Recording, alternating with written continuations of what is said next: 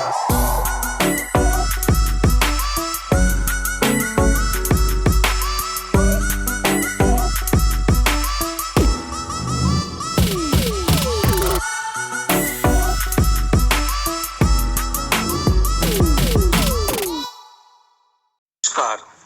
आज हम सिर्फ यह जानने की चेष्टा करेंगे कि हम क्या खाते हैं और हमें कितना खाना चाहिए। ज़्यादा वजन से शरीर के अंदर क्या चेंजेज होते हैं और क्यों नुकसान पहुंचता है।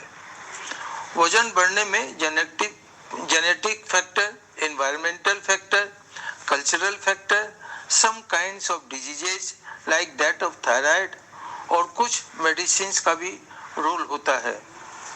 खाना खाने का मूलतः अभिप्राय होना चाहिए, नंबर 1, हमारा स्टैंडर्ड वजन बना रहे। स्टैंडर्ड वजन से न ज़्यादा हो और न कम हो। नंबर 2, हमको खाने के बाद हमारा पेट खाली नहीं लगे। इसीलिए हमको खाने की चीज़ों में इस प्रकार सिलेक्शन करना चाहिए कि पेट भी फुल लगे और वजन भी नहीं बढ़े, माने जरूरत से ज़्यादा कैलोरीज न जाए। इस विषय पर हमारे वीडियोज में समय समय पर बताते भी रहते हैं। विशेषकर जानकारी रखें कि किन किन खाने की चीज़ों में हाई कैलोरीज होती है, इनसे ज़रूर बचें। आपका वजन ज़्यादा है तो आपका खाना ज़रूरत से ज़्यादा ही है। इस प्रिंसिपल पर हमेशा ध्यान देकर आपको इस प्रकार खाना एडजस्ट करना होगा कि आपका वजन नॉर्मल रहे। दूसरों के खाने पर ध्यान न दें, अपने ही पर ध्यान केंद्रित रखें और उसमें ही एडजस्टमेंट लाएं तो लाभ होगा। कई कारणों से सभी के शरीर के मशीन्स की इफिशिएंसी एक नहीं होती। आपकी हाइट आपका स्टैंडर्ड वेट निर्धारित करती है। दूसरा, हमें BMI बॉडी मास इंडेक्स के द्वारा जानकारी मिलती है कि हमारा वेट ठीक है कि ज़्यादा है। BMI से हमें परसेंटेज ऑफ लाइफ रिस्क का भी मालूम पड़ता है। हम जितना खाते हैं उसके अनुपात में यदि एक्टिविटी कम है तो हमारा वजन ज़्यादा हो जाएगा। खाना कम करना होगा और एक्टिविटी कुछ बढ़ानी होगी। जितना ज़्यादा वजन होगा उतना ही ज़्यादा भूख भी लगेगी। हमारा जो एक्स्ट्रा वजन होता है वह केवल फैट सेल्स में फैट के जमा होने के कारण ही होता है।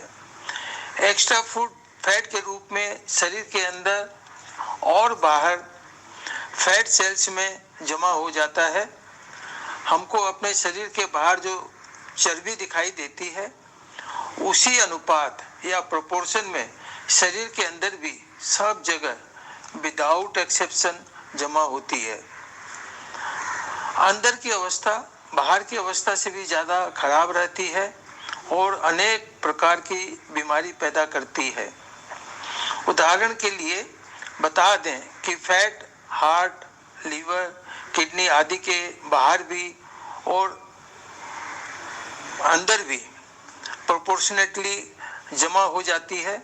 इससे इनके फंक्शन में रुकावट धीरे धीरे आने लगती है और हम मुसीबत में पड़ जाते हैं। और इस कारण से diabetes, high blood pressure, heart disease, kidney disease, सांस की बीमारी और खून में ज़्यादा चर्बी की समस्या खड़ी होने लगती है। लगातार घुटनों, कमर और एंकल पर जोर पड़ने से भी ये खराब होने लगते हैं और इनमें दर्द शुरू हो जाता है। अनहेल्दी फूड का यूज ज़्यादा नुकसान पहुंचाता है, चाहे वेस्टर्न जंक फूड हो या इंडियन जंक फूड हो। सिंपल एग्जाम्पल है, फुल साइज समोसा 3 चपाती के बराबर होता है। एक परोठा भी करीब 3 चपाती के बराबर होता है। ऐसे ही अंडे से ऑमलेट में कैलोरीज कई गुना ज़्यादा होती है। और तो और आलू चिप्स भी आलू से बहुत ज़्यादा हानिकारक है। इसी प्रकार ध्यान दें, 300 ml के कोल्ड ड्रिंक्स एवरेज में एक लंच या एक डिनर के बराबर होता है। यही कहानी ऑरेंज जूस की भी है। जूस के बदले फल खाएं तो ज़्यादा अच्छा है।